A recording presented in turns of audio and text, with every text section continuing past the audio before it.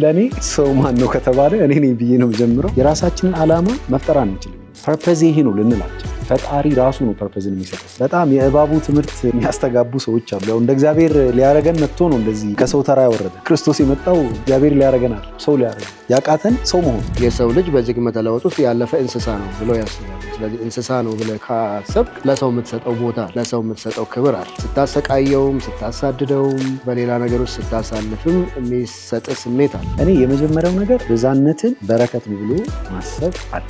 ምክንያቱም ቢብሊካል ትሩዝ ምንድን ነው ብዝሃነትን ችግር ውስጥ እንድንገባ ያደረገን ወይ ደግሞ ብዝሃነትን እንደ ችግር እንድናይ ያደረገን ሲባል ኃጢአት ነው። ብዝሃነትን እንደ በረከት ተቀብሎ አብሮ መኖር መንፈሳዊነት ነው። እግዚአብሔር እሱን ይፈልጋል። መጽሐፍ ቅዱስ እሱን ነው የሚያመለክተው። ዳይቨርሲቲ ነው። ስለዚህ ዳይቨርሲቲ ኢን ኢትሰልፍ ኢዝ ኖት ዲቪዥን። ዩኒቲ በራሱ ደግሞ ዩኒፎርሚቲ አለ። ሰው የሚባለው ፍጥረት ራሱ ማን ነው? እኔ ነኝ።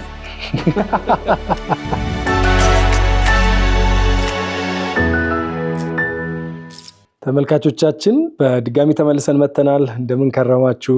እንዴት አላችሁ? ባነሳነው አጀንዳ ላይ እየተወያያችሁ እንዳለ ተስፋ አደርጋለሁ። እንግዲህ አሁንም ቀጥለን ይህንን አጀንዳ በደንብ ወደ ውስጥ እየገባን የምናይበት ጊዜ ነው የሚሆነው። የአንድነት ማህበረሰባዊ አንድነትና ብዝሃነት ላይ ነው መነጋገር የጀመርነው። ባለፈው ሳምንት በማህበረሰብ ላይ በተለይም ዘረኝነት የሚያስከትለውን ቁስለት ተመልክተናል። በሁለት ክፍሎች ከወንድማችን ባይሳ ጋር ነው ይህንን እያየነው። ወንድማችን ባይሳ እንግዲህ ባለፈው ጊዜ አብሮን ስለነበረ ታውቁታላችሁ። ምናልባት ዛሬ ለመጀመሪያ ጊዜ እያያችሁት ያላችሁ ሰዎች ካላችሁ ባለፉት ሁለት ጊዜ ሰራናቸው ወይም በሁለት ክፍል ዘረኝነት ያስከተላቸው ማህበረሰባዊ ቁስለቶች ምንድናቸው? ምን ይመስላሉ? ዘረኝነት ምንድነው? የሚሉ ጥያቄዎችን አንስተን በዛም ላይ ደግሞ የጻፈው መጽሐፍም ስለነበረ የዘረኝነት አውራቂስ የሚል መጽሐፍ ስለነበረው እሱ መጽሐፍ ላይ ተነስተን ሀሳቦችን አውርተን ነበር። እነዛን ለመዳሰስ ወንድማችን ፈይሳ ጋር አብረን ነው ያለነው እስካሁን። እንኳን ደህና መጣችሁ ሁለታችሁ። ዛሬ ደግሞ የስነ መለኮት መምህር እንደሆነ ባለፈው ጊዜ አስተዋውቂያችኋለሁ። ስለዚህ እንደ ስነ መለኮት መምህር ስነ መለኮታዊ የሆኑ አጀንዳዎችን ደግሞ ዛሬ አንስተን እንመለከታለን ማለት ነው። በተለይም ከማህበረሰባዊ አንድነትና ብዝሃነት ጋር ተያይዞ የሚነሱ ነገሮችን የምንቃኝበት መጽሐፍ ቅዱሳዊ ማንነት ላይ የምናተኩርበት ወይም ደግሞ የሰው መጽሐፍ ቅዱሳዊ ማንነት ላይ ነው በዚህኛው ክፍለ ጊዜ እንድንነጋገር የምንፈልገው። እናንተም በየቤታችሁ እነዚህ ርዕሶች እያነሳችሁ ቆም እያላችሁ ራሳችሁን እንድታዩ፣ እርስ በርስ እንድትነጋገሩ፣ በየቡድኖቻችሁ እነዚህ ነገሮች በደንብ እንድታብላሏቸው፣ ጥያቄ የሆኑ አስተያየቶችን፣ የተለያዩ እይታዎቻችሁንም እያጋራችሁን አብረን በዚህ አጀንዳ ላይ ወደፊት እንድንሄድ በድጋሚ ጥሬን አቀርባለሁ። አድራሻችን ከታች በሚታየው ሁኔታ ተጽፎላችኋል።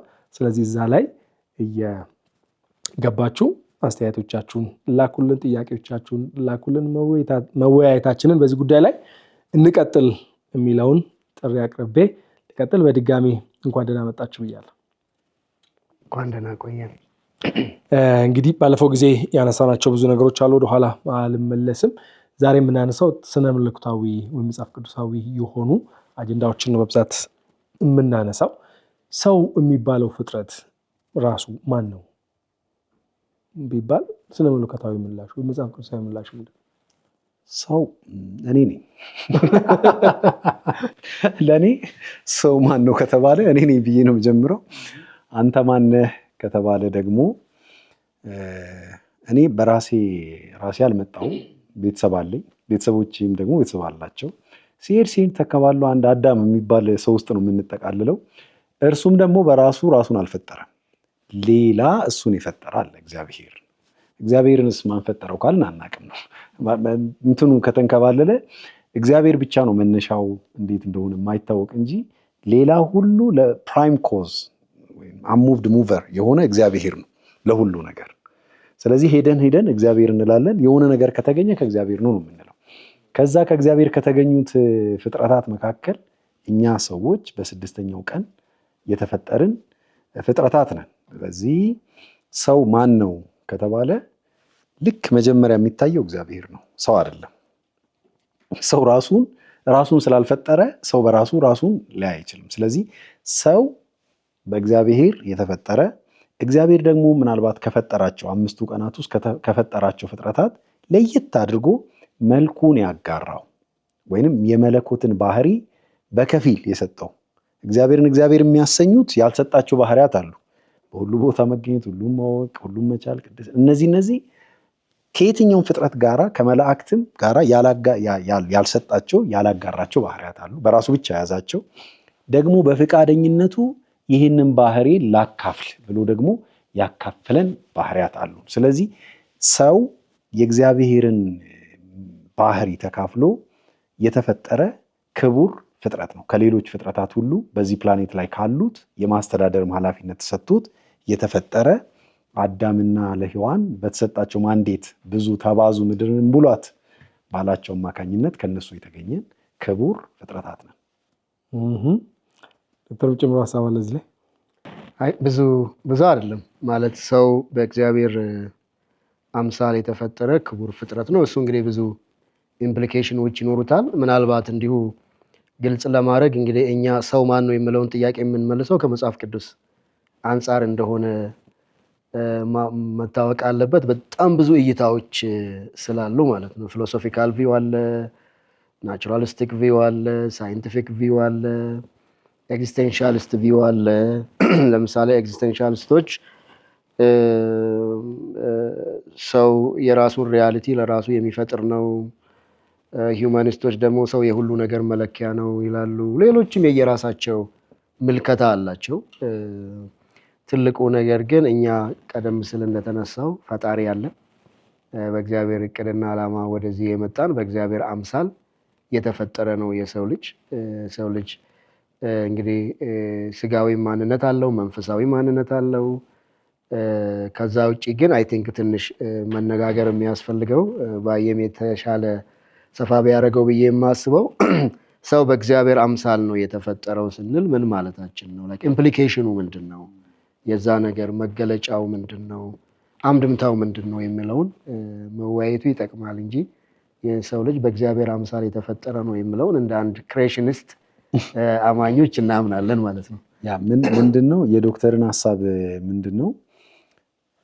ሁለት ምንጭ ነው የሚጠቁመው ሁሌ እሱ አሁን ያነሳቸው የኢቮሉሽኒስት ኤግዚስቴንሽን የሚባሉ ነገሮች በሙሉ ሄዶ ለሰው መነሻ ኤደር ራሱን ሰው ነው የሚያደርጉት ወይ የሆነ ነገር ነው የሚያደርጉት፣ የማይታወቅ ነገር ይሆናል።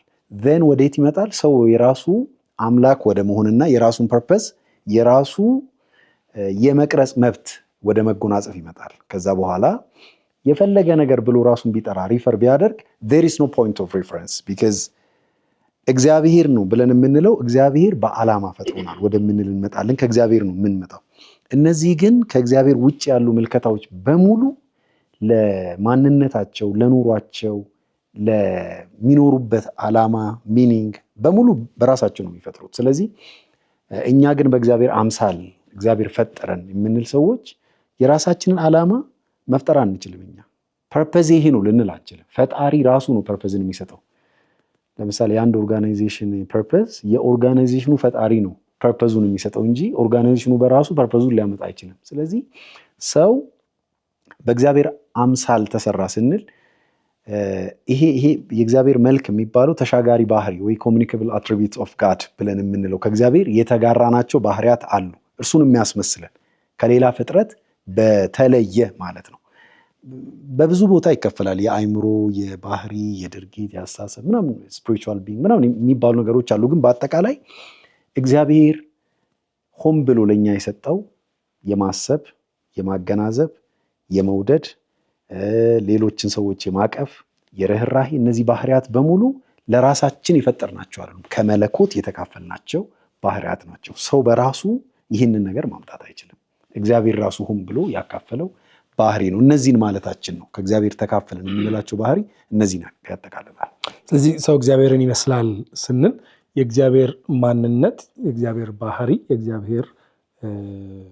ከእግዚአብሔር የተካፈላቸው ሁሉን ነገር እግዚአብሔርን አልሆነም፣ ግን ከእግዚአብሔር የተካፈላቸው እግዚአብሔር የሰጠው ነገሮች አሉ ማለታችን ነው። ስለዚህ ልጄ እኔን ይመስላል ብዬ ከምለው እግዚአብሔርን እመስላለሁ ስል ወይም ደግሞ ከእግዚአብሔር ተካፍያለሁ ብዬ ስል ልጄ ከኔ ከሚካፈለው ይለያል ማለት ነው። አዎ በተለይ የዘመኑ ትምህርት አንድ አለ በጣም ከባድ የሆነ ማለት ነው።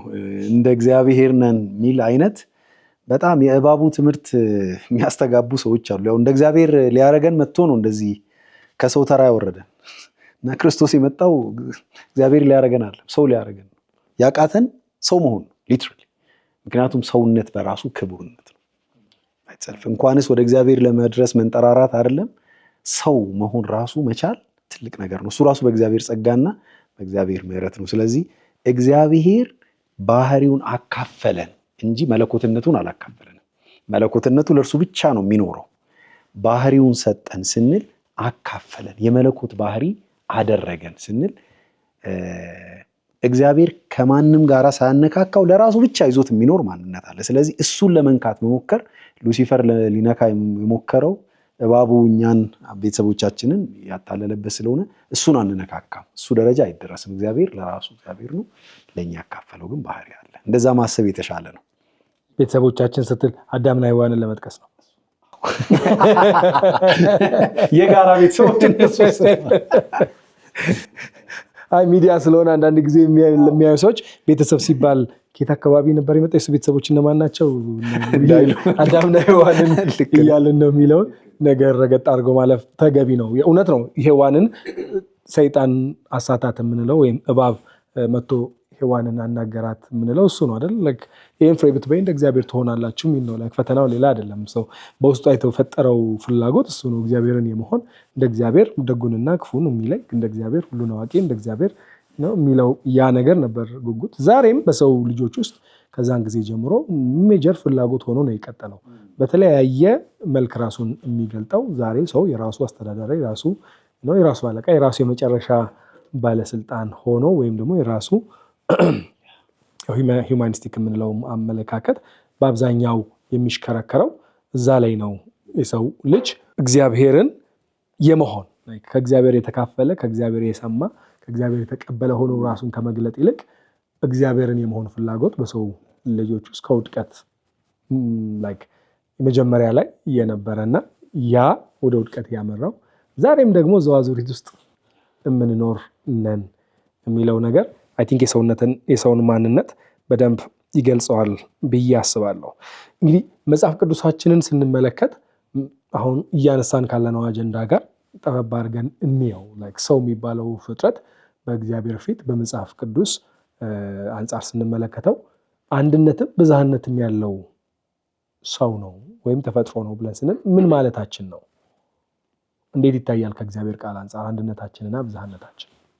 ምናልባት እሱን ጥያቄ ከመንካታችን በፊት የመጀመሪያው ጥያቄ ላይ መነካት አለበት ብዬ የማስበው ጠቃሚ ነገር ሰው በእግዚአብሔር አምሳል ተፈጠረ ስንል ስለ ሰው ልጅ ክቡርነት፣ ስለ ሰው ልጅ ዲግኒቲ ትንሽ ቢነሳ ጥሩ ነው ብዬ አስባለሁኝ። ሌሎችን እንደነካካ ነው። ለምሳሌ ናቹራሊስቶች የሰው ልጅ በዝግመተ ለውጥ ውስጥ ያለፈ እንስሳ ነው ብለው ያስባሉ። ስለዚህ እንስሳ ነው ብለህ ካሰብክ ለሰው የምትሰጠው ቦታ አለ፣ ለሰው የምትሰጠው ክብር አለ። ስታሰቃየውም ስታሳድደውም በሌላ ነገሮች ስታሳልፍም የሚሰጥ ስሜት አለ። ሂውማኒስቶች ደግሞ ማን ኢዝ ዘ ሜጀር ኦፍ ኤቭሪቲንግ ሲሉ ወይም የሁሉ ነገር መለኪያ ሰው ነው ብሎ ሰውን ደግሞ በቃ ኦልሞስት ተመላኪ ፍጡር አስመስሎ ሲያቀርቡ ደግሞ ቅድም እንዳነሳችሁት እናንተም እሱም የራሱ ኢምፕሊኬሽን አለ። መጽሐፍ ቅዱሳዊ ምልከታ ግን በሁለቱ መካከል ያለ ነው እና የሰው ልጅ ቅድም እንዳልነው ራሱን ወደዚህ ዓለም አላመጣም። እግዚአብሔር በእቅድ በፕሮግራም ለዓላማ ወደዚህ ምድር ያመጣው ነው። እያንዳንዱ ሰው በእግዚአብሔር ዓይን ዋጋ አለው። እያንዳንዱ ሰው በእግዚአብሔር ዓይን ክቡር ነው። ሰው ስንል ግን ሰው ብዙ አይነት ገጽታ አለው። ያልተወለደ ማፀን ውስጥ ካለው ሰው ጀምሮ ማለታችን ነው። የተማረ ያልተማረ፣ ድሃ ሀብታም ሳትል፣ ወንድ ሴት ሳትል ማለታችን ነው። በተለያየ ምክንያት የአካል ጉዳተኛ ሊሆኑ ቢችሉ እዚህ የምድር መዋቅር ቢያገላቸው ለነሱ መስጠት የሚገባውን ቦታ ሊያሳጣቸው ሊችል ይችላል። አኗኗራቸው፣ ህይወታቸው ምንም ሊሆን ይችላል። እምነታቸው፣ ባክግራውንዳቸው ምንም ሊሆን ይችላል። ግን የሰው ልጅ በእግዚአብሔር አምሳል የተፈጠረ ማለታችን አንዱ አንድምታ የተከበረ ፍጡር ነው፣ ዋጋ አለው፣ እንደፈለገው እንዲሁ ብድግ ብለን ልናሰቃየው፣ እንደፈለገ ብድግ ብለን ስንፈልግ ልንጥለው፣ ልናነሳው እኛ አንችልም፣ አልተፈቀደልንም። እግዚአብሔር አንድ ቦታ ላይ የሚነካችሁ የአይኔን ብሌን የነካ ነው ብሎ እስኪል ድረስ ለሰው ልጅ ትልቅ ዋጋ አለው። ምንም እንኳን ሰው በራሱ ትልቅ ባይሆን፣ ሰው ራሱ በራሱ ብቁ ባይሆን፣ ያለ እግዚአብሔር ሰው ማንም ባይሆን፣ ግን እግዚአብሔር ሰውን ትልቅ አድርጎታል፣ ሰውን አክብሮታል፣ ለሰው ልጅ ዋጋ ሰጥቶታል የምለው ከፕሮግራማችን ዓላማ አንጻር አይ ቲንክ ተጠቅሶ መታለፍ የሚገባው ነገር ይመስለኛል። ብዥታም ያለብን እሱ ስለ ሰው ሁሉ እኩል ክቡር ነው ወይ፣ ሰው ሁሉ እኩል ዋጋ አለው ወይ የምለውም ይመስለኛል አንዱን አሳዳጅና ተሳዳጅ የሚያደርገውና እሱ እንደው ትንሽ ቢሰመርበት ብዬ ነው። ይቅርታ ወደኋላ ስለመለስኳል። አይ በጣም ትልቅ ሀሳብ ነው ያነሳኸው። በደንብ ልንነጋገርበትም የሚገባ ነገር ነው። ወደታችም እያለፈን አንዳንድ አጀንዳዎችን ስናነሳ ልናነሳው በደንብ የምንችለው ሀሳብ ነው ብዬ አስባለሁ። የሰውን ልጅ ክቡርነት በደንብ ደጋግመን ልናነሳ ይገባል። እንደዚሁ የሰው ልጅ እውቀት፣ የሰው ልጅ እይታ ምን ያህል ከዚህ አቅጣጫ እየወጣ ሲሄድ እንደሚጎዳ ወይም ደግሞ የሰውን ክቡርነት በጣም እየጣለ እንደሚሄድ ያየሁበት አንድ ክርክር ነው። መንፈሳዊ ነገር ላይ ነው ክርክር የሚያደርጉት እና አንደኛው የመጽሐፍ ቅዱስ ስነ መለኮት ምሁር ነው፣ አንደኛው ደግሞ የኤቲስት ነው ወይም ደግሞ አላማኝ ነው የሚባለው። ኢአማኝ ነው። አለማመንን የሚያምን ማለት እሱ ራሱ ሃይማኖት ነው። የሰው ልጅ ያለ ሃይማኖት ስለማይኖር ማለት እና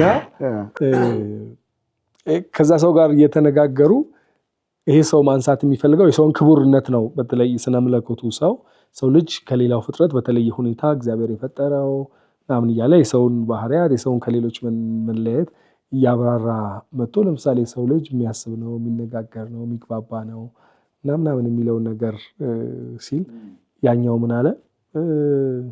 እውነቱን ለመናገር እርግጠኞች አይደለንም አለ። ለምሳሌ ጉንዳኖች በራሳቸው ቋንቋ ይግባባሉ አለ እና እኛን የማያናግሩን ንቀውንስ ቢሆን በእኛ ዓለም እነሱን ወደታችን እንደምናያቸው እነሱም ሲያዩን ንቀውን ቢሆንስ የማያናግሩን እንጂ ምናልባት ከኛ የተሻሉ ፍጥረቶች ሊሆኑ ይችላሉ አለና ማለት ሰው ይሄ እግዚአብሔር ከሰጠው መልክ አውርዶ ራሱን ሲያስብ ወይም ደግሞ ሰውን ማሰብ ሲጀምር ይሄ እግዚአብሔር ነው የፈጠረን፣ ለዓላማ የተፈጠርነን፣ ከሌሎች ፍጥረታት እግዚአብሔር ላይ ተፈጥሮናል የሚለውን ነገር እየራቅን በሄድን ቁጥር ራሳችንን ልናወርድ የምንችልበት እና የሰው የሚባለውን ፍጥረት ፍጹም ከንቱ ባዶ እንደሆነ ከሌላው ፍጥረት በታችም የሆነ ፍጥረት አድርጎ ለማሰብ የሚፈቅድ አእምሮ ሊኖረን እንደሚችል ያየሁበት ንግግር ነበርና እንዳልከው ሁልጊዜ ቆም ብሎ የሰው ልጅ በእግዚአብሔር አምሳል የተፈጠረ ክቡር ፍጥረት ነው፣ እግዚአብሔር በተለየ ሁኔታ የፈጠረው ፍጥረት ነው የሚለውን ነገር ማሰብ በጣም ተገቢ ነገር ነው የሚለውን ለማንሳት ብዬ ነው። እንግዲህ በዚህ ሰው ውስጥ አሁን አጀንዳችን ሆኖ እያነሳን ያለ ነው ይሄ ክቡር የምንለው በእግዚአብሔር አምሳል ተፈጠረ የምንለው ሰው አንድም ነው ብዙም ነው። ምን ማለት ነው? መጽሐፍ ቅዱስ እንዴት ነው ይህንን ነገር የሚያሳየን የሚለው ላይ ጥቂት ሀሳቦችን ብናነሳ። አዎ አንዱንን ብዙ አልቆየንም። አንዱንን አንድነት መልካም ተደርጎ አልታሰበም በእግዚአብሔር እቅድ። ምክንያቱም የምንባዛው ሁለት ሰዎች ሴክሹዋሊ የምንባዛ ፍጥረት ነን። ስለዚህ ብዙ ተባዙ ብሎም ባረካቸው ይላል። ስለዚህ አንድ ሆነን በእግዚአብሔር ፊት የምንታየው ያው እንደ ግለሰብ ተጠያቂ ነን ለሰራነው ነገር በእግዚአብሔር ፊት መልስ እንሰጣለን። ነገር ግን እንድንኖር የተፈለገው ግን በብዝሃነት ነው። ብዝሃነት የእግዚአብሔር ብለሲንግ ነው። በየትኛውም ቦታ ላይ የህዝብ ብዛት ከርስ ተደርጎ የታሰበው ከስግብግብነት ጋር የተገናኘ ስለሆነ እንጂ ብዙ ተባዙ ምድርንም ሙላት ብሎ ባረካቸው። it's a blessing by the way።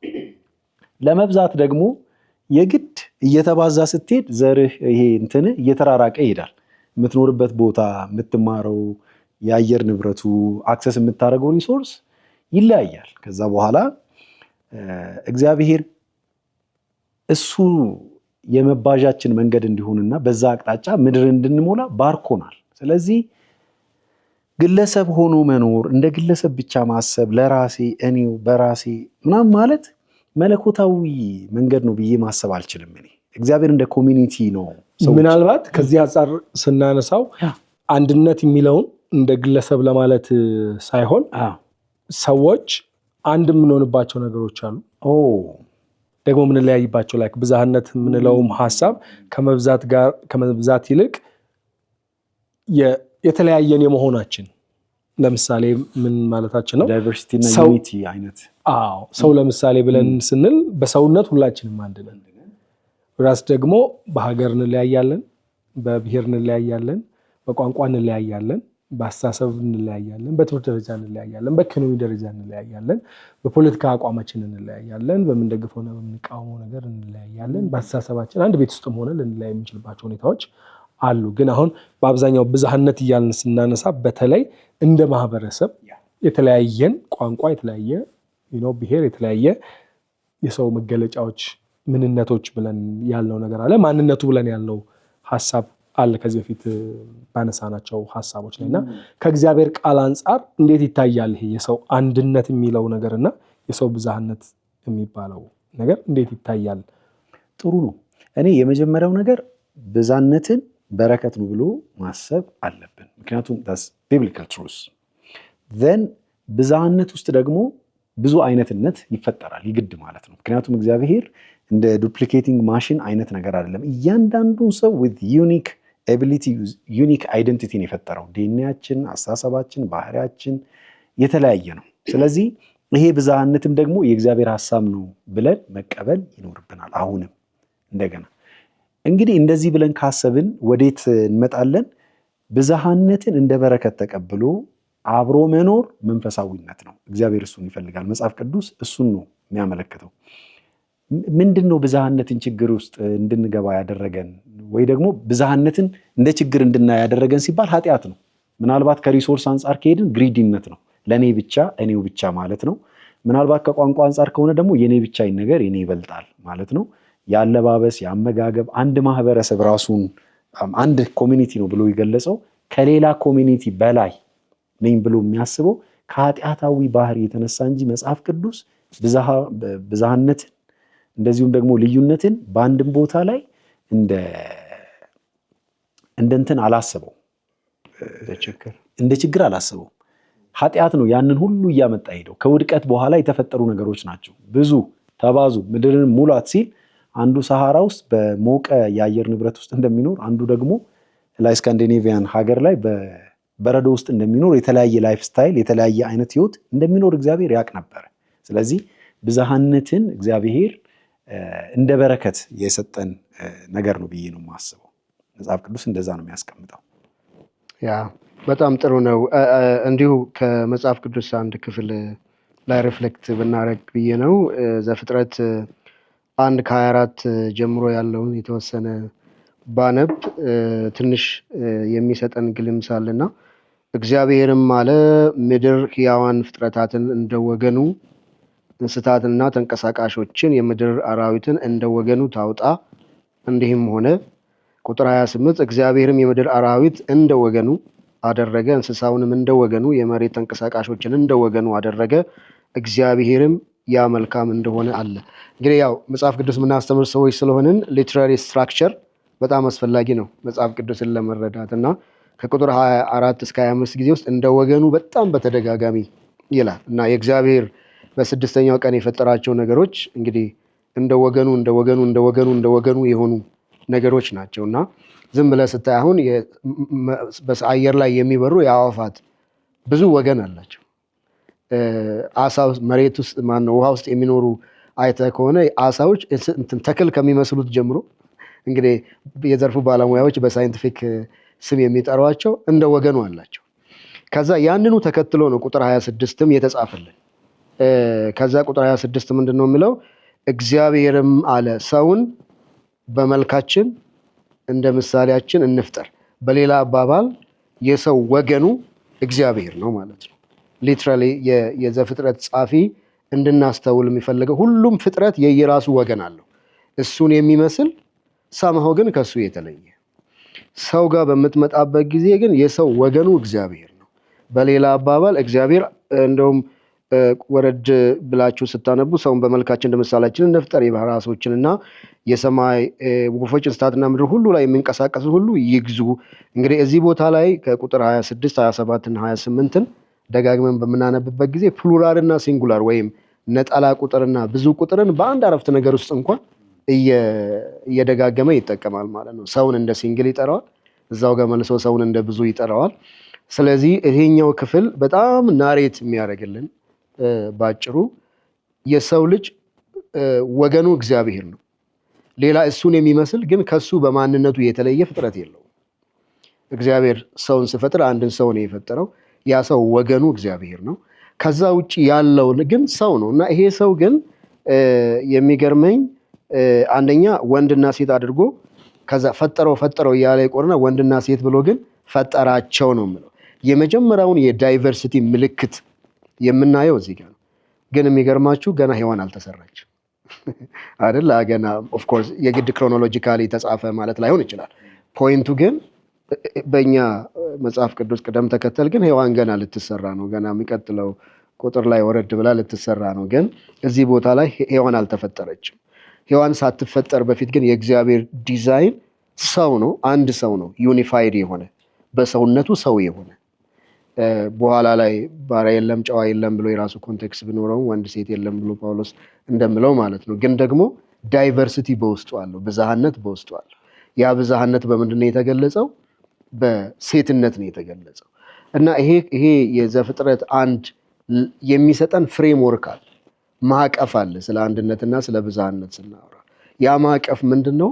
ስለ አንድነት በምናወራበት ጊዜ አንድነት ዩኒቲ ነው እንጂ ዩኒፎርሚቲ አይደለም።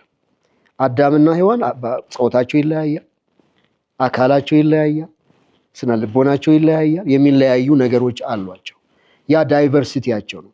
ያ ዳይቨርሲቲ ደግሞ መለያየት ደግሞ ዲቪዥን አይደለም። ያው ኃጢአት እስከመጣበት ጊዜ ድረስ ዘፍጥረት 1 እና 2 ላይ ዳይቨርሲቲያቸው ዲቪዥን አይደለም፣ ወይም መለያየታቸው በራሱ መከፋፈል ሆኖ አይደለም የምናየው።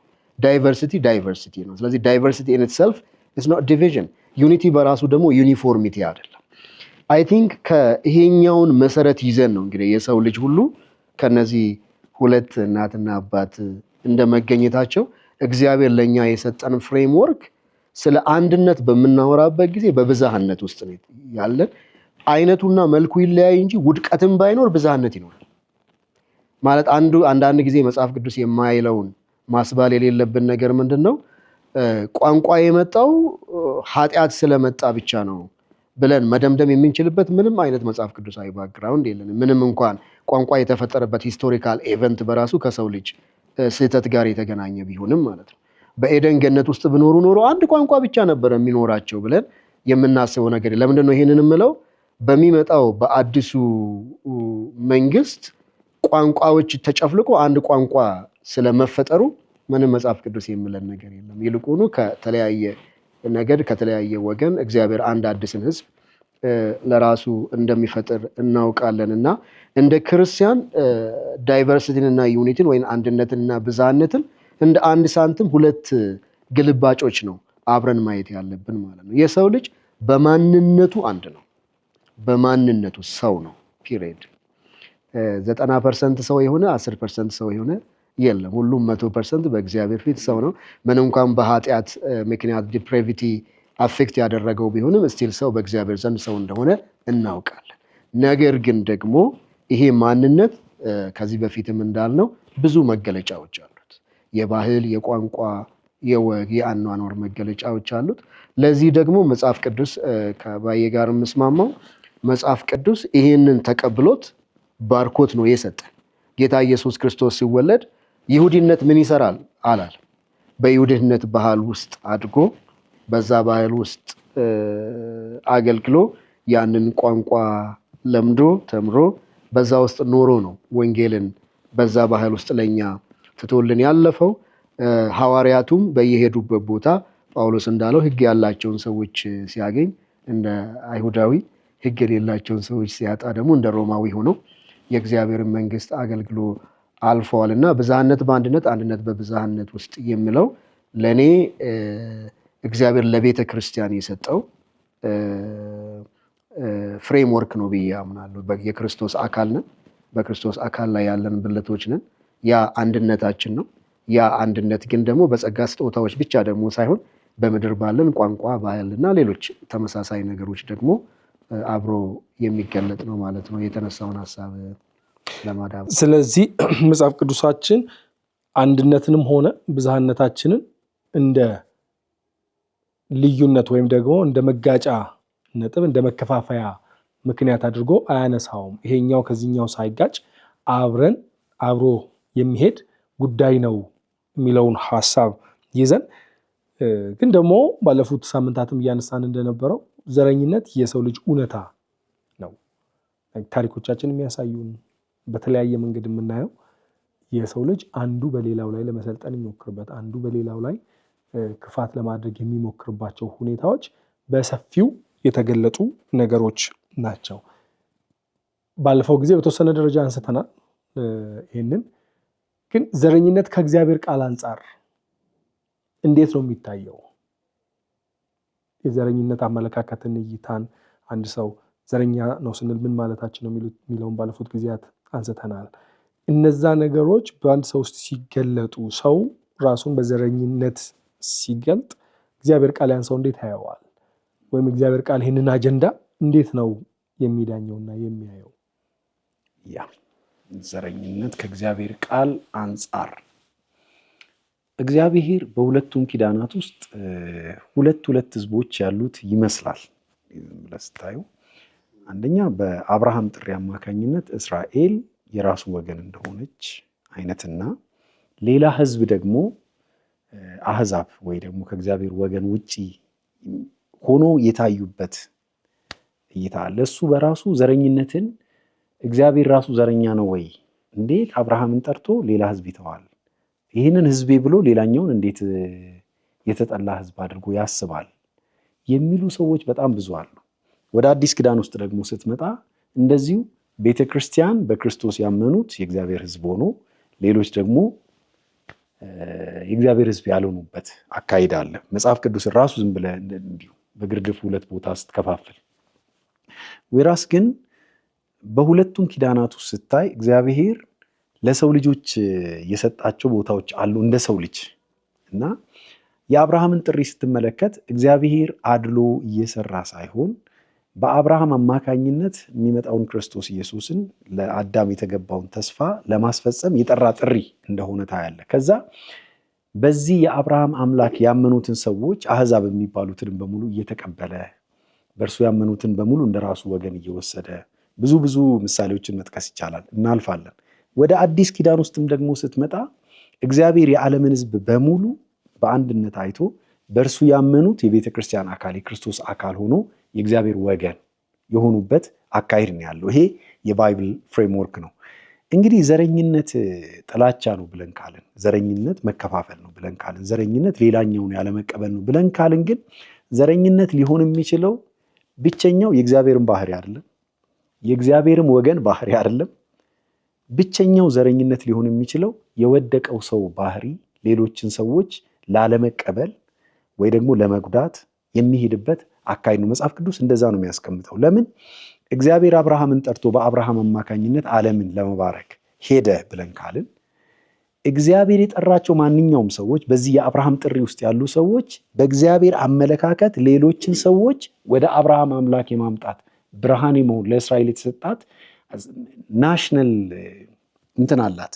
ብርሃን እንድትሆን ነው፣ እግዚአብሔር እንድታስተዋውቅ ነው እንጂ እግዚአብሔር ጠልቷቸዋል የምትል አይነት አይደለችም። የእስራኤል እንትኑ አይ ቲንክ ዘጸአት 19:6 ላይ ዓለም ሁሉ የኔ ነች ይላል እግዚአብሔር፣ እናንተ ግን ካህናት ናችሁ ይላል። which means ኢቫንጀሊስቲክ ሚሽን ነው የተሰጣት። ስለዚህ ከእግዚአብሔር ወገን የሆኑት ሁሉ እግዚአብሔር እስራኤልን በጠራበት ጥሪ ጠርቶ ሌሎችንም ወደዚህ ብርሃን የማምጣት ነው እንጂ የመክፋት የማጥላላት የእግዚአብሔር ወገን አይደላችሁም የማለት ቴንደንሲ አይደለም። አዲስ ኪዳን ውስጥም ስትመጣ እነዚህ የግርዘትን የሙሴን ስርዓት የያዙ ሰዎች ለጥላቻ ጡል ተጠቀሙበት። እግዚአብሔር እኮ ሌሎችን እንዲጠሉበት ሌሎችን ጠልቻቸዋለሁና እናንተ ምርጥ ናችሁ በሚል አይደለም የሰጣቸው፣ ለሌሎች ብርሃን እንዲሆኑበት ነበር። እነሱ ግን እኛ የእንትንን ከአሕዛብ ጋር አንበላም እኛ ሕግ አለ ምናምን በሚል የጥላቻ ምክንያት አደረጉት። ስለዚህ በየትኛውም የመጽሐፍ ቅዱስ ናሬቲቭ ስንመለከት እግዚአብሔር የፍቅር አምላክ ሆኖ ነው የተገለጠው፣ የሚያድን ሆኖ የተገለጠው። የእስራኤልም የቤተ ክርስቲያንም ሚሽን የእግዚአብሔርን ፍቅር የእግዚአብሔርን ጥሪ ለዓለም እንድታስተላልፍ ነው። በዚህ ሚሽን ውስጥ ያለ ማንኛውም ሰው ይህንን የእግዚአብሔርን ባህሪ ነው ሪፍሌክት የሚያደርገው። ያቺ የንዕማር ቤት ውስጥ የሄደችው የሶሪያ ጀነራል ቤት ውስጥ ሰራተኛ የሆነችው እናንተ እንትናችሁ በለምጽ የተመታችሁት እኮ ምናምን አይደለም ያላችሁ፣ ጌታዬ እኮ ወደ እስራኤል ቢሄድ ምን አለ ነቢይ አለ which is ኤቫንጀሊስቲክ ቱል ማለት ነው። ስለዚህ እግዚአብሔር እንደዚህ ነው የሚፈልገው። ዘረኝነት ከመጽሐፍ ቅዱስ አንጻር ምንድን ነው ያልከኝ እንደሆነ ከእግዚአብሔር ተልእኮ በተቃራኒ ቆሞ እግዚአብሔር ከራሱ ጋር ሊያስታርቅ የሚፈልገውን የሰውን ዘር በስመ ሃይማኖት የሚገፋ ነገር ግን የአጋንንት አስተምሮ ያለበት ጥላቻ ነው ብዬ ነው ማስበው። አሜን። ኤግዛክትሊ። እንግዲህ በብሉይ ኪዳን ባየብዙ አንስተዋል። እግዚአብሔር እስራኤልን ሲጠራ የእግዚአብሔር ዓላማ በእነሱ በኩል የተቀረውን ዓለምን መባረክ ነበር። አንዳንድ ሰዎች እግዚአብሔር ለአይሁዶች አዳልተዋል ወይም አይሁዳዊ ያልሆነ ይላሉ። ግን ይሄ እውነት እንዳልሆነ የምታየው ስሩ ኦልድ ቴስታመንት እግዚአብሔር ሞራላቸው፣ ስነ ምግባራቸው እግዚአብሔርን የሚፈልጉ ሰዎችን ሲያድን ነው የቆዩ። በጣም ቀላል የማይባሉ አሕዛቦች በቡድንም ቢሆን እነ ነነዌን ጨምሮ በግለሰብ ደረጃ እግዚአብሔርን ሲፈልጉ በእግዚአብሔር ፊት ንስሐ ሲገቡ እግዚአብሔር ምሕረት እንዳረገላቸው እንደተቀበላቸው እንደነ ሩት የሚመሳሰሉ ሰዎችን በግለሰብ ደረጃ እግዚአብሔር እንደተቀበላቸው እናያለን። እና እግዚአብሔር በብሉይ ኪዳንም ቢሆን ለአንድን ሕዝብ ፌቨር አድርጎ ለአንድ ሕዝብ አዳልቶ ሳይሆን ዛሬ በቤተ ክርስቲያን ዓለምን እየደረሰ እንዳለ በብሉይ ኪዳን ደግሞ እግዚአብሔር የሱን እጅ የሱ ዓይን የሱ ብርሃን እንድትሆን የፈለገው የአይሁድን ሕዝብ ነበር። ግን እነሱ አልሆኑም። ባለመሆናቸው ምክንያት በመካከላቸው በተለያየ ጊዜ የዘረኝነት እሳቤዎች እንዳሉ ተነስቷል። ስለተነዛ እዛ ጋር አልደቅምም። ግን አንድ ማንሳት የፈለግኩት ነገር ዘረኝነት በቀጥታ ባልንጀራህን እንደራስህ ውደድ ከምለው የእግዚአብሔር ቃል ጋር የሚላተም ነው ሊትራሊ ማለት ነው። እና ያ ቃል ደግሞ በአዲስ ኪዳን እግዚአብሔር አምላክን በፍጹም ነፍስህ፣ በፍጹም ሀሳብህ፣ በፍጹም ኃይል ውደድ ከምለው ጋር እኩል ሚዛን የተሰጠው ነው፣ እኩል ቦታ የተሰጠው ነው። ከዛ ዮሐንስ ደግሞ በጣም አክርሮ ወንድሙን የሚጠላ ነፍሰ ገዳይ ነው ብሏል። እና ወንድምህን መቼ ነው የገደልከው ስትል ማለት በስጋ የገደልከው ቀን ሳይሆን ልብ ውስጥ የገደልከው ቀን ነው፣ በሆነ ምክንያት የጠላኸው ቀን ስለሆነ ነው። ስለዚህ እንግዲህ አንዳንዶች በጣም ዘረኛ ሰው በእርግጥ ድነዋል ወይ ብለው የሚጠይቁ ሰዎች አሉ። ጥሩ ጥያቄ ነው የምለውን አንስቼ ልለፍና ትልቁ ቁብ ነገር ግን ዘረኝነት ራስን ከሆነው በላይ አተልቆ በማየትም ይገለጥ፣ ሌላውን በመናቅ ማለት ነው። ከዛ በጥላቻም ይገለጥ። ፈጽሞ እግዚአብሔር ለኛ ከሰጠን ጎልደን ሩል በነገራችን ላይ በብሉይ ኪዳን ነው የተሰጠው፣ ባልንጀራን እንደራስ ውደድ የሚለውና ከሱ ጋር አብሮ የሚጣረስ እንደመሆኑ መጠን ፍጹም መጽሐፍ ቅዱሳዊ ቤተክርስቲያን ልትቃወመው፣ በአደባባይ ልትቃወመው፣ ልትገስጸው፣ አጌንስት ልታስተምር የሚገባበት የእግዚአብሔርንም የክርስቶስንም ወንጌል። ምክንያቱም በአዲስ ኪዳን እግዚአብሔር እያደረገ ያለው ነገር ምንድነው? ግሪካዊም ያልሆነ አይሁዳዊም ያልሆነ ግን በደንብ ግን ይሰመርበትና ግን ከአይሁዳዊም የሆነ ከግሪካዊም የሆነ አዲስን ሰው ነው እግዚአብሔር እየሰራ ያለው። ምን ማለት ነው? እግዚአብሔር በቤተ ክርስቲያን ውስጥ አንድን ዘር ወይም አንድን ብሔር አይደለም እየፈጠረ ያለው፣ ነገር ግን ከዚህም ከዛም ብሔር የሆነን አዲስ ህዝብ፣ አዲስ ማህበረሰብ፣ መተዳደሪያው፣ ህገ መንግስቱ፣ ዓላማው፣ አይደንቲቲው፣ ማንነቱ አዲስ የሆነን አዲስ ማህበረሰብን ነው እግዚአብሔር እየፈጠረ ያለውና ቀደም ከሐዋርያው ጳውሎስ መልእክት ያለፈው ሳምንት ነው ከዛ በፊት እንዳነበብ ነው ሰውን በስጋው አይደለም የምናውቀው ሰውን በክርስቶስ ነው የምናውቀው እንዳለው በዛ እምነት ውስጥ አብረን ማሰብ መቻል አለብን እንጂ ከዚህ ባፈነገጠ መልኩ የኔ ወገን ነው ብሎ አንዱን ወደ ላይ ሌላውን ወደ ታች፣ አንዱን መውደድ አንዱን መጥላት ፈጽሞ ይህ መጽሐፍ ቅዱሳዊ የሆነ አካሄድ ነው ማለት ነው። እዚህ መጽሐፍ ቅዱሳችን በጥቅሉ የሚያስተምረን ነገር አንድነታችን ብዝሃነታችንም በእግዚአብሔር ፊት የሚጋጭ ነገር አይደለም። እግዚአብሔር ያደረጋቸው ነገሮች በብሉይ ኪዳንም በአዲስ ኪዳንም መነሻው ፍቅር ነው። ተነሳስቶ ፍቅር ነው፣ በፍጹም ጥላቻ አይደለም። ዘረኝነት ደግሞ ጥላቻ ነው፣ መግፋት ነው፣ ማራቅ ነው። እግዚአብሔር ከመጀመሪያው ጀምሮ ሰው እምቢ ብሎ በወጣ ጊዜ እዛው ዘፍጥረት ምዕራፍ 3 ላይ የምንመለከተው እግዚአብሔር ሲያዘጋጅለት ነው አይደል የምናየው። መዳኛ መንገዱን ሲያዘጋጅለት ከሴቲቱ የሚወለድ እርሱ ራስን ይቀጠቅጣል ብሎ እዛው ጋር እባቡን ሲቀጣው ነው የምንመለከተው። እና በዛ ውስጥ ግን የሰውን ልጅ ስቲል መዳኛ እንደሚያዘጋጅለት እዛው ጋር አደላ ያገለደመላቸው ኖሯቸውን ሸፈነ። እግዚአብሔር ሰውን በፍቅር ነው ያየው። ከዛ ጊዜ ጀምሮ እግዚአብሔር ሰውን በመውደድ ሰውን በማፍቀር ለሰው ልጅ ፍቅር በመግለጥ ነው ለሰው የተገለጠው። ዘረኝነት ደግሞ ሌላኛውን አቅጣጫ ነው የሚሰብከው መጽሐፍ ቅዱሳችን። እኛም ቅድም ደጋግመን እንዳልነው ጥላቻን ነው ፕሮሞት የሚያደርገው፣ መግፋትን፣ ማራቅን፣ እግዚአብሔር ሊያቀርብ የሚሞክረውን ሰው ማራቅን የሚመለከት እንደመሆኑ ከእግዚአብሔር ጋር በተቃርኖ የሚቆም ነገር ነው። ያ ባይዞ እዚሁ ላይ አንድ ነገር ለመጨመር ነው። ያዕቆብ ስለ ምላስ ሲናገር በአንዱ ምላስ እግዚአብሔርን እንባርካለን ይልና በዛው ምላስ እግዚአብሔርን እንሰድባለን አይልም። በዛው ምላስ በእግዚአብሔር አምሳል የተሰራውን ሰው እንሰድባለን ይላል። which means it's equivalent to saying that እግዚአብሔር ራሱን እንሰድባለን እንደማለት ነው። ምክንያቱም የእግዚአብሔር መልክ ያለበት ሰው ማለት እግዚአብሔርን ሪፕሬዘንት ያደረገ ነው። ለምሳሌ እኔ አንተን ብጠላህና ያንተ ልጅ እዚህ ጋር ቢቀመጥ ልጁን እጅ ብረግጠው ኦልሞስት አንተን የመርገጥ ያለ ወይ ደግሞ ያንተ የሆነ ነገር ብመታ ለአንተ ያለኝ ቫሊዩ ነው እዛ ጋር ማስቀምጠው።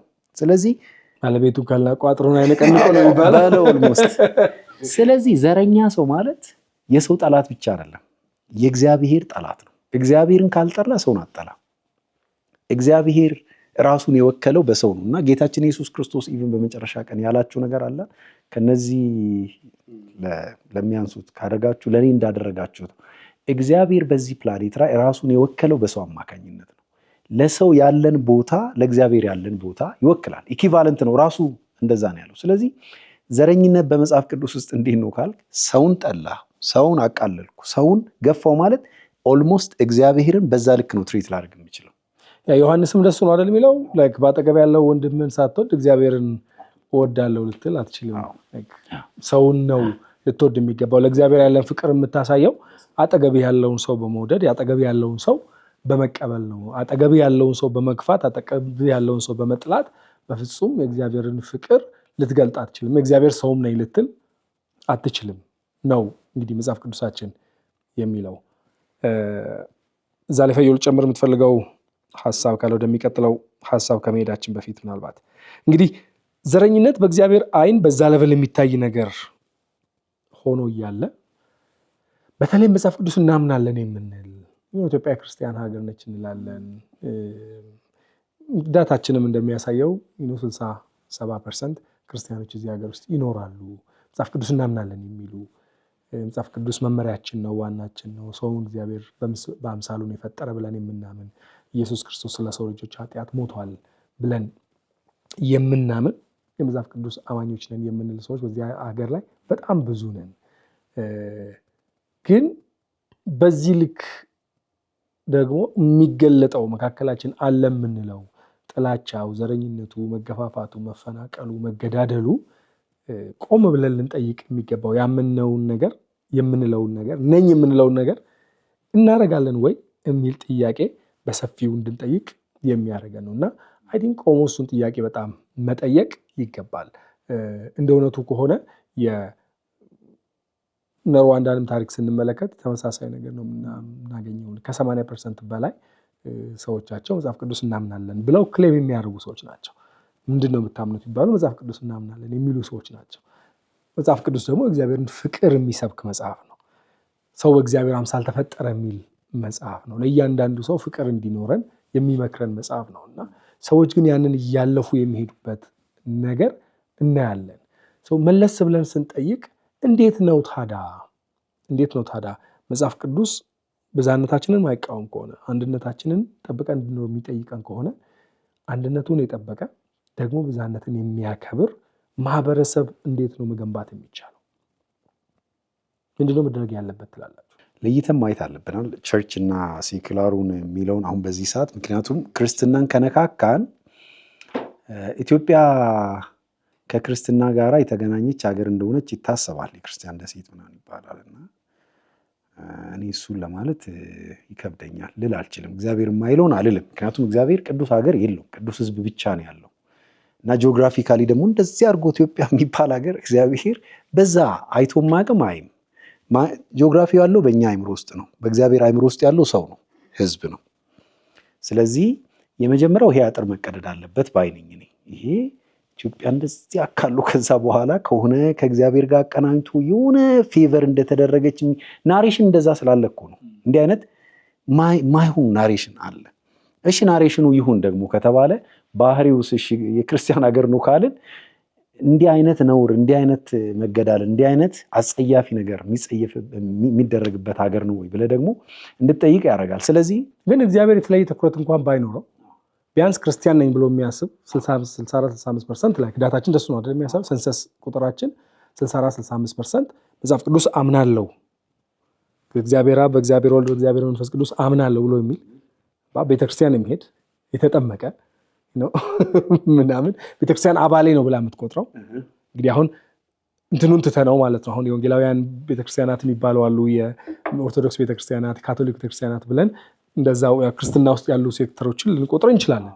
ግን ሁሉም የሚስማሙባቸው በክርስቶስ አምሳል መፈጠራችን ይሄ ላይክ ሁሉም በመጽሐፍ ቅዱስ ነው የሚያምነው። ሁሉም በእግዚአብሔር አምሳል መፈጠራችንን የሚክድ ክርስትና እምነት የለም ነው። በአብ በወልድ በመንፈስ ቅዱስ ማመናችን የሚክድ የለም። ክርስቶስ በመስቀል ላይ መሰቀሉንና ስለ ኃጢአታችን መሞቱን የሚክድ የለም በክርስትና እምነት ውስጥ ማለት ነው። ይሄን ያህል ብለን ይሄንን ጌታ ልንከተል የወደድንን ብለን ስናበቃ ይሄ እንዴት ነው የሆነ አንድ ችግር የማጆሪቲው ችግር ካልሆነ የሀገር ችግር መሆን አይችልም አይደል? አሁን ዘረኝነት ቅድም እንዳልነው ነው፣ ሁላችንም አይደለም እንላለን፣ ወራስ ደግሞ የሀገር ሁሉ ችግር ሆኖ ታገኘዋለህ። ስለዚህ ሳናቀው ማጆሪቲ እዛ ውስጥ የተጠመቅንን ቅድም ጥሩ ለመነሳት ሞክሯል አይደል? ምንድነው የተባባልነው ባለፈው ሳምንት ስናነሳ የምንማረው ነገር ነው። ግን መማራችንን እንኳን ስለማናቀው በዛ መንገድ መቀረጻችን እንደውም ፈዮ ሲያነሳ የነበረው ዓለምን የምናይበት ሌላውን ሰው የምናይበት መነጽር ስለሆነ የሚጠልቅልን በዛ ምክንያት እይታችን ልክ እንደሆነ ስለምናስብ ዘረኛ መሆናችን ያየንበትን ነገር ዘረኛ ሆነን እንደሱ እንዳየን እንኳን እስከማናስተውል ያሳውረናል። ከሃይማኖት ቀጥሎ ሰውን ልጅ ላይክ በእይታ አንጻር ሰውን ሼፕ የሚያደርግ በጣም ትልቅ ስሜታዊ የሚያደርግ ነገር ነው የሚል ሀሳብ ነበር እያነሳ የነበረውና ከሆነ ነው አሁን የኔ ጥያቄ ኢትዮጵያ ውስጥ በዛ ሌቭል ከሆነን አሁን ያኛውን እንትኑን ትተነው ኢትዮጵያ በእግዚአብሔር የተለየ እይታ ነች፣ አንዳንዶች እስራኤልንም ተከታለች ምናምን የሚሉ አሉ። በዛኛው ማይንድ ሴት ሳይሆን ግን መጽሐፍ ቅዱስን ራሱ ምናምናለን የምንል 60% ማህበረሰብ ካለባት እንዴት በዚህ ልክ ዘረኝነት ልናይ እንችላለን? ወይም ደግሞ ይሄን ህዝብ እንዴት ነው ከዚህ ዘረኝነት ነፃ ልናደርግ የምንችለው? አንድ ደፍሮ የሚነግረን ሰው ጠፋ እንጂ አይደለንም። ለምን መሰለህ? አክቹሊ እኔ አሁን ይሄንን በእኔ አላምኑም፣ ስለዚህ ክርስቲያን አይደላችሁም ልላቸው አልችልም። ይሄንን በዛ ሴንስ አይደለም፣ ግን ክርስቲያን አይደለንም። ምክንያቱም የእኔ ተከታዮች እነዚህ ባህሪ ይታዩባቸዋል ብሎ የሃይማኖቱ መስራችና የሊቀ ካህናችን ያስቀመጠልን ክራይቴሪያ አለ። ዳግም የተወለደ ሰው ወንድሙን ሊጠላ አይችልም። በቃ አይችልም። ምክንያቱም ይሄ አስቦበት ኃጢአትን የሚሰራ ስብዕና የለውም። ክርስቲያን ኃጢአትን መስራት አይችልም ሲል እሱም ማለቱ ነው። ኖርማሊ በሂደት ውስጥ ኃጢአት አይነካከውም ማለት ሳይሆን ካልኩሌቲቭ በሆነ መንገድ ጥላቻን ቲዮሎጃይዝ አድርጎ ጥላቻን ሪዝን አውት አድርጎ ይሄ ዘረኝነትን መብቴ ነው ብሎ ሰዎችን መጥላት አይችልም። እኛ ግን እሱን ማድረግ ይችለናል። the so-called Christians። ስለዚህ we are not Christians። ባይብል እሱን አይለንም። እንደዛ ብሎ መጀመር ይሻላል መሰለኝ። ምክንያቱም እየተሸነጋገልን ክርስቲያን ነን ብለን ከምንሄድ ቃሉ ሲመዝንን ተግባራችን ሲታይ አይደለንም። ስለዚህ እኔ እኮ ሊባሉ ሌላ የኢትዮጵያን ክርስቲያን ማድረግ ነው ማለት ነው። ኦፍ ኮርስ እሱ ብቻ አይደለም እኮ ነው። ኢቫንጀሊካል ነን እንኳን የምንል ሌሎችን ተውና ኢቫንጀሊካል ነን የምንል እንኳን እሺ ተው፣ ምእመኑ የሃይማኖት መሪዎች ናቸው የተባሉት እስከ ቤተ እምነት ደረጃ ድረስ የደረሱ ሰዎች ቤተ እምነትን ክርስቲያኖችን ለመምራት እንግዲህ በጣም አትሊስት ጸጋ ነው የሚያስፈልገው፣ ጥሪ ነው የሚያስፈልገው ብሎ ማሰብ የሚችሉ ሰዎች፣ የተማሩ ሰዎች በዘር ምክንያት የሚጣሉ በዘር ምክንያት የሚከፋፈሉ ከሆነ ይሄ የሚታይ ነገር ነው እኮ። አማኙ አይደለም አላማኙ መጠቆም እስከሚችል ድረስ ገና እንትን የሆነ ነገር ምርጫ ሲኖር ሁሉም በየጎራው በየዘሩ የሚሆንበት እስከዚህ ደረጃ የደረሰች ቤተክርስቲያን እቺን ነው ወይ ጌታ ነገ መጥቶ የሚወስዳት? እቺ ነች ወይ ነገ የምትነጠቀው? ገና ይሄ ከጥላቻ ወጣ ካለችበት ከመጣችበት የብሔር አይደንቲቲ ተላቆ የክርስትና አይደንቲቲ ኦቨርራይድ አድርጎ ባህሪያችንን፣ ህይወታችንን፣ አገልግሎታችንን መቅረጽ ያልቻለ ቤተክርስቲያን እኔ አንደኛ ክርስቲያን ነው ወይ ብሎ መጠየቅ አስፈላጊ ነው ባይ ነኝ። ምክንያቱም ተግባራችን እሱን ስለማይለን ፈንዳሜንታሊ አር ዩ ቦርን አጌን አር ዩ ሴቭድ መባባል ያለብን ወቅት ላይ ነን። ቢካዝ ዛሬ አሁን ኢትዮጵያ ውስጥ ያሉ ጦርነቶች ስትመለከት ፎር ዩር ሰርፕራይዝ ባለፈው ጊዜ ሀገር ቤት ሄድኩኝ ቤተሰቦችን ለመጠየቅ። ከዛሬ 20 ምናምን ዓመት በፊት ያመለኩበት ቸርች ከቸርች ወጥተ ኮሚኒቲው ከመዋደዱ የተነሳ ከአንድነቱ የተነሳ የሚኖርበትና ባለፈው ሄድኩ ቸርች ተሰበሰቡ። ሊትራሊ ሰው ሰላም ስል ሲወጣ 3 ሰው ነው ያገኘሁት። ምንድነው ብዬ ጠየቅኳቸው። አንዱ አሳልፎ ሌላኛውን ሰጥቶ አንዱ ከሌላ ጋር ወግኖ እስከ መገዳደል ድረስ አንዱ ሌላኛውን ያስገደለ እንዲህ ሆኗል ቸርች ማለት ነው። ኦልሞስት መልኩን፣ ክብሯን፣ ተልኳን አታ ሰው በጠላትነት የሚፈላለግበት ሆኗል። ስለዚህ ሪሊ ከክርስቶስ የተካፈልነው ህይወት ይሄ ነው ወይ ብለን ካልን በጣም ፈንዳሜንታሊ መጠየቅ ያለብን ጊዜ ላይ ነን ያለነው እንደ ኢትዮጵያ ኢቫንጀሊካል ቸርች። ይሄ እንዳልነው ነው። ቅድምም አደባብሰም ማለፍ ይቻላል አሏል የሚባሉ ቃላት ብለን ይሄ አላረን እንትን ተደርጎ ምናምን ማለት ይቻላል። ግን አር ዊ ክርስቲያን መባባል ግን አስፈላጊ ነው። ታስ ፈንዳሜንታል ኩዌስችን ሪቮሉሽነሪ ኩዌስችን ነው ብዬ እላለሁ። ዳግም ተወልደሃል? ሪሊ ቤተክርስቲያን የክርስቶስ ነች የምትመራት? ለጊዜው ነው የተሰጠ? ዘርህን ማሰባሰብና ቲፎዞ ያስፈልግ ይሁን? ጥቅም የምታሰላባት ነች?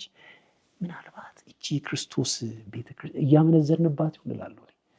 አንድ ባል ኖሯት ባሏ ብቻ ፈቃዱን ሊፈጽምባት ሲገባ እኔ ጥቅሜን ዘሬን እያልኩ የራሴን ፈቃድ መፈጽምባት ከሆነ ታኮርቢ ስፒሪቹዋል አዳልተሪ ብዬ እላለሁ። እፈራለሁ።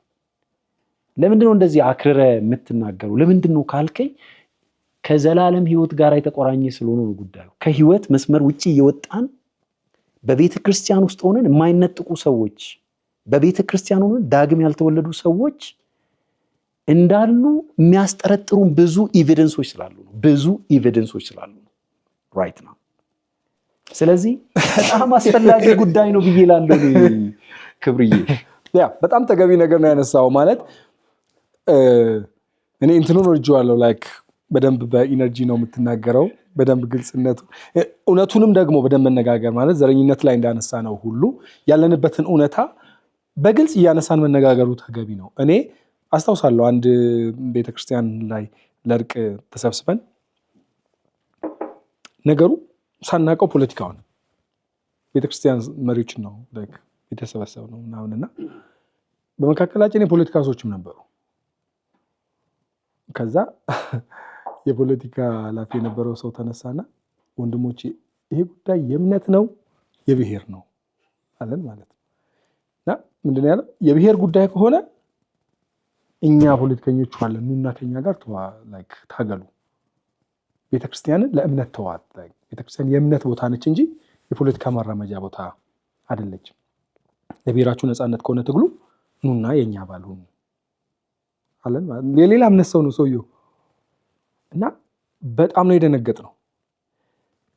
እውነታው አለ ልልህ ነው። ላይ አሁን የምትለው እውነታ ቆም ብለን በእርግጥ ክርስትና ገብቶናል ወይ? በእርግጥ ዳግም ልደት እያገኘን በጌታ የአዲስ የተወለደ ማንነት ነው ወይ እንደዚህ ሊያስብ የሚችለው? በዚህ ልክ ሊጠላላ፣ ሊገፋፋ፣ ሊገዳደል አቅሙ ያለው እውነት የዳነ ሰው ውስጥ ነው ወይ የሚለው ነገር እንጠያየቅ የሚለው ሀሳብ እውነቱን ለመናገር ወደ መነሳት ያለበትና መታገል እየመረረን አይ ነው። የአንድ ጊዜ ያ ሰው ትዝ ይላቸዋል ወንጌል ውስጥ ባልንጀራዬ ማን ነው ብሎ ሲጠይቅ ጌታ ሳምራዊውን ሰው እንግዲህ እንደ ምሳሌ ተጠቅሞ አሳየውና በዛ አውድ that was very shocking.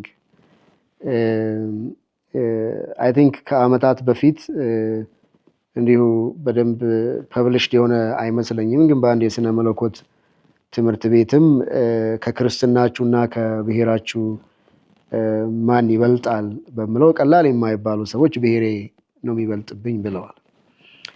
እንግዲህ በዚህ ፕሮግራም ላይ ደጋግመን እንደተነጋገርነው ሰው መሆን የመጀመሪያው የሰው ልጅ አይደንቲቲ ሰው መሆን ነው ብለናል። ሰው መሆን ያ የሁላችንም የጋራ ነገር ነው ብለናል። ከዛ በክርስቶስ ያገኘነው ክርስትና አለና ልክ እንግዲህ ቤተክርስቲያን ያው እንደሚታወቀው የጥሪዋ ለማህበረሰቡ ጨውና ብርሃን መሆን ነው። እንደሚታወቀው ግን የማህበረሰብ ተጽዕኖ ስር ትወድቃለች ቤተክርስቲያን። ኢትዮጵያ ቤተክርስቲያን ምንም ጥያቄ የለውም አሁን ባለው የማህበራዊ ችግር ውስጥ ወድቃለች። እንደውም እኔ አንዳንድ መድረክ ላይ እንደዚህ አይነት ነገሮችን ሳነሳ መሪዎች ይደነግጣሉ። ምክንያቱም ዘረኝነትንም ስትቃወም የሚቆጣ ሰው አለ፣ ሳትቃወምም ደግሞ የሚቆጣ ሰው አለ እና ኢትስ ቬሪ ሴንሲቲቭ። የአመራር ሽግግር በሚደረግባቸው ጊዜያቶች ያው አንዳንድ እኔ የማውቃቸው አጥቢያ ቤተክርስቲያናት አሉ፣ ማንሳት ባያስፈልግም የሆነ ጊዜ የሆነ ብሔር ከገዛ ስለሚያኮርፍ በሚቀጥለው ደግሞ ያኛው በሚቀጥለው ደግሞ ያኛው የሚደረግባቸው ቦታዎች አሉ። እነዚህ ነገሮች ተዳምረ ስታነሳ በሀገራችን ላይ ዘረኝነትን መሰረት አድርጎ ለመጣው ጨለማ ቤተክርስቲያን አስተዋጽኦ አድርጋለች። የሚያሳዝነኝ ከታሪክ አለመማራችን ነው።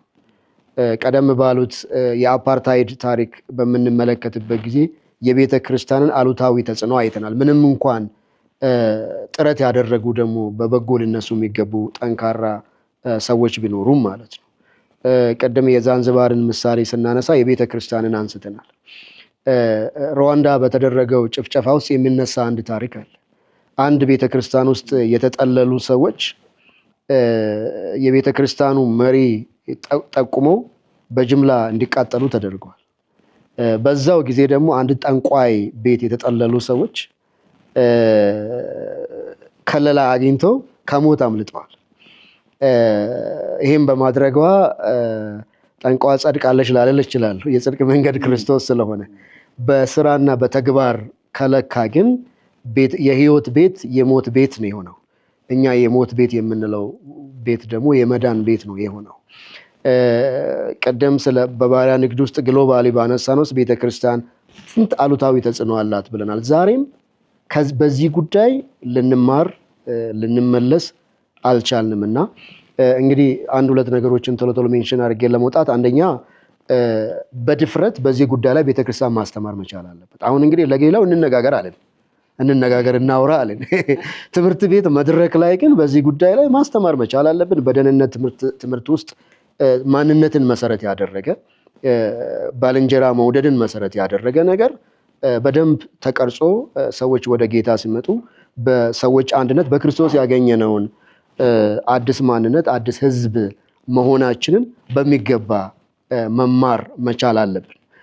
በመስባኮቻችን ጉዳይ ይሄ ነገር በሚገባ መሰበክ መቻል አለበት። ክርስቲያን ጻፊዎች በዚህ ጉዳይ ላይ በሚገባ መጻፍ መቻል አለባቸው።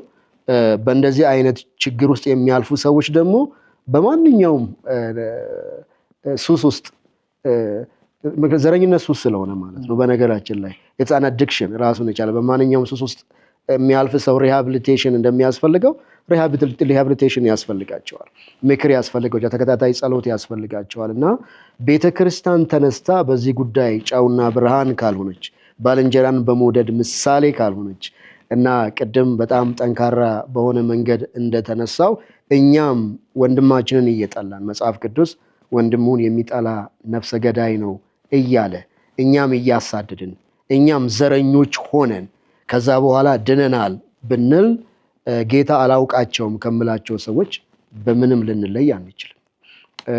ስለዚህ አይ ቲንክ የቀረበልን ቻሌንጅ ለሁላችንም ቻሌንጅ ነው። በቃ እውነትን መነጋገር ካስፈለገ ባልንጀራህን እየጠላ አንተ የኔ ከምትለው ሰው ሰራሽ ዘር ስላልተወለደ ብቻ እየፈረጅከው እየጠላኸው ከዛ ጌታን አመልካለሁ ብትል ያ መቼም አምልኮተ ጣዖት ካልሆነ በስተቀር አምልኮተ እግዚአብሔር ሊሆን አይችልም። እና ስለዚህ ቆም ብሎ ሲሪየስሊ ራስን መፈተሽ በዚህ ጉዳይ ላይ ኢትዮጵያ መድኃኒት ለመሆን ቤተክርስቲያን ቀዳሚዋ ድምፅ ልትሆን ይገባል፣ ቀዳሚዋ ምሳሌ ልትሆን ይገባል። እና በጣም ጥሩ ቻሌንጅ ነው። እኔ ተስማምቶኛል። እኔ ትንሽ ብንቀጥለው ደስ ይለኝ ነበር። ሰዓታችንን ኦልሬዲ አጠቃለናል። እውነቱን ለመናገር በጣም ጥሩ ነገር ነው የተነሳው። እንግዲህ ቤተክርስቲያን አማኞችም እንደ ክርስቲያን ማህበረሰብ መጽሐፍ ቅዱስ አምናለሁ፣ ክርስቶስን እከተላለሁ የምንል ሰዎች ይሄ ጉዳይ በደንብ ሊያሳስበን ይገባል። የእኛ ጉዳይ ነው፣ እኛም ጋር ያለ ጉዳይ ነው። በጣም ብዙ ታሪኮችን ልናነሳ እንችላለን። በነበሩ ግጭቶች ውስጥ የነበረ ቤተክርስቲያን ውስጥ የነበሩ ሰዎች አንዱ የሌላውን ቤተሰብ የጎዳባቸው፣ አንዱ ሌላውን አሳልፎ የሰጠባቸው በጣም ብዙ ታሪኮችን ተግባራዊ የሆኑ ታሪኮችን ልናነሳ እንችላለን። በዛው ልክ ደግሞ አንዱ ሌላውን የጋረደባቸው ስለሌላው የሞቱባቸውም ደግሞ ታሪኮች አሉ። ማለት ክፉ ክፉ ታሪኮች ብቻ አሉ ማለት አይደለም። አሳልፌ አልሰጥም ብለው ከአጥቂ ብሔር ሆነው አሳልፈ ካልሰጠህን ተብለው እምቢ ብለው የተገደሉ፣ ቤታቸው የተቃጠለባቸው የራሳቸው የሚባሉ ሰዎች የጎዷቸው ሰዎችም አሉ በታሪካችን ውስጥ። እና ኢትዮጵያ ውስጥ ይሄ እውነቱን ለመናገር ሃይማኖትን ለይቶ ብቻ ሳይሆን በየከተሞቹ ስትሄዱ እንግዲህ ስንጓዝ የምንሰማቸው በጣም ብዙ ድንቅ ድንቅ ታሪኮች አሉ። በዛው ልክ ደግሞ በጣም የሚያሰቅቁ በጣም የሚከብዱ የት ጋ ነው መፍትሄ ያለው ብለን እንድንጮህ የሚያደርጉ ነገሮች አሉ። ስለዚህ እያንዳንዳችን እኔ ከዛሬ ጀምሮ በቃኝ መፍትሄ አካል እንጂ የችግሩ አካል አልሆንም ብለን የምንወስንበትን ሙግት ነው የምናቀርበው። ንግግራችን እሱ ላይ ነው የምናበቃው። ቤተክርስቲያንን የምንሄድ የምንሳለም፣ በመጽሐፍ ቅዱስ የምናነብ፣ የክርስቶስ ተከታይ ነን ብለን የምናስብ፣ ራሳችንን በክርስቲያን ስም የምንጠራ ሁላችንም ይህ ጉዳይ ይመለከተናል። ስለዚህ ቆም ብለን እውነት የእግዚአብሔር ቃል የሚያስተምረኝ እንደዚህ ነው ወይ? መጽሐፉ የሚለኝ እንደዚህ ነው ወይ? ላረገውስ የሚገባኝ ነገር ይሄ ነው ወይ? የሚለውን ነገር አይተን ቆም ብለን ራሳችንን ልናርም እንደ ግለሰብ፣ እኛ ከተመለስን በኋላ ደግሞ ወንድሞቻችን አጠገባችን ያሉ ሰዎችንም ለመመለስ ልንተጋ ልንሰራ ይገባል። ጊዜያችን አጭር በመሆኑ ምክንያት ከዚህ በላይ መሄድ አንችልም። በጣም ጥሩ ሀሳብ ነው ስናነሳ የነበረው። ወንድማችን ባይሳ በጣም እናመሰግናለን። ትልቅ ነገር ነው ያነሳው። ድፍረትን ወድጄዋለሁ። መጽሐፍም ላይ ደፋር ነኝ ብለህ ስላሉኝ ነው ደፋር መሆንን አይቻልም። በጥሩ ሁኔታ በድፍረት ነው ያነሳው። እንግዲህ ቆም ብለን ደፋር ሰው ሲጠይቀን ቆም ብለን እንጠይቅ ስለሚያደርግ ሁላችንም ይህን ጥያቄ እንጠይቅ። እንደተባባልነው አትርሱ፣ እንነጋገርበት፣ እናውራው። በአድራሻው በምታዩት አድራሻ ጥያቄዎችን ጻፉልን፣ አስተያየቶችን ጻፉልን። በዚህ ጉዳይ ላይ በደንብ መነጋገራችንን እንቀጥል። በሚቀጥለው ሳምንት ከሌላ እንግዳ ጋር እንገናኛለን። እግዚአብሔር ይባርካችሁ። ቸርን ሰንብት።